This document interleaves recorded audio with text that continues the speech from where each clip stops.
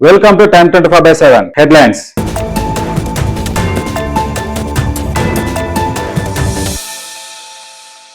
లంచం ఏసీబీకి red handed గా చిక్కిన చర్యాల తహసీల్దార్. సిద్దిపేట జిల్లాలో లంచం తీసుకుంటూ పట్టుబడ్డ తహసీల్దార్. చర్యాల తహసీల్దార్ దిలీప్ నాయక్ అరెస్టు చేసిన ఏసీబీ అధికారులు.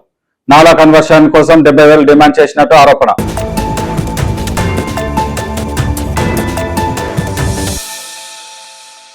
మహబూబ్ నగర్ జిల్లాలో జైలు నుంచి పరారైన ఫోక్సో కేసు నిందితుడు.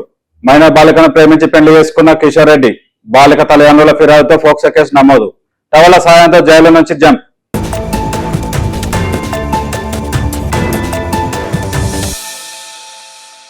మోదీ నాయకత్వానికి గుర్తింపు.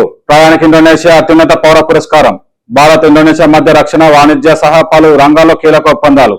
ప్రధాని మోదీకి ఇండోనేషియా అత్యున్నత పౌర పురస్కారం బీంటాంగ్ ఆదిపూర్ణ ప్రదానం. ఇండోనేషియాకు బ్రహ్మోస్ క్షిపణుల విక్రయానికి కీలక రక్షణ ఒప్పందంపై సంతకాలు. సెయిల్ క్రకాటౌ స్టీల్ మధ్య వ్యూహాత్మక జాయింట్ వెంచర్ కు అంగీకారం.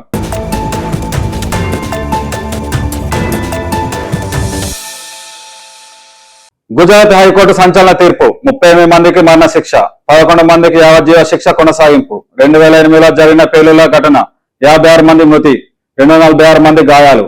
బాధితులకు 10 లక్షల పరిహారం ఇవ్వాలని కోర్టు ఆదేశం. 49 మందిని దోషులు, 28 మందిని నిర్దోషులుగా తేల్చి చెప్పిన వైనం.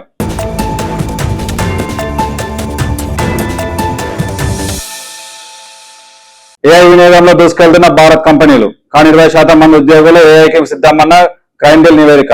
ఏఐ వేగాన్ని అందుకునే నైపుణ్యాలు లేవని 81% లీడర్ల ఆందోళన. స్వతంత్ర ఏఐ నిర్ణయాలపై పూర్తి నమ్మకం 28% మందికే. పని విధానాలను మార్చడంపై దృష్టి పెంచాలని నిపుణుల సూచన.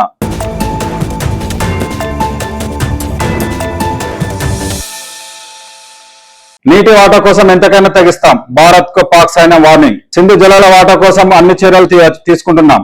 పాక్ సైన్యం. నీటి కోసం భారత్ తో యుద్ధానికైనా సిద్ధమంటున్న బిలాలో భుట్టో వ్యాఖ్యలు. పహల్గాం దాడి తర్వాత సింధు ఒప్పందాన్ని నిలిపివేసిన భారత్. ఉగ్రవాదాన్ని ఆపనంత వరకు ఒప్పందంపై ముందడుగు లేదని కేంద్రం స్పష్టీకరణ.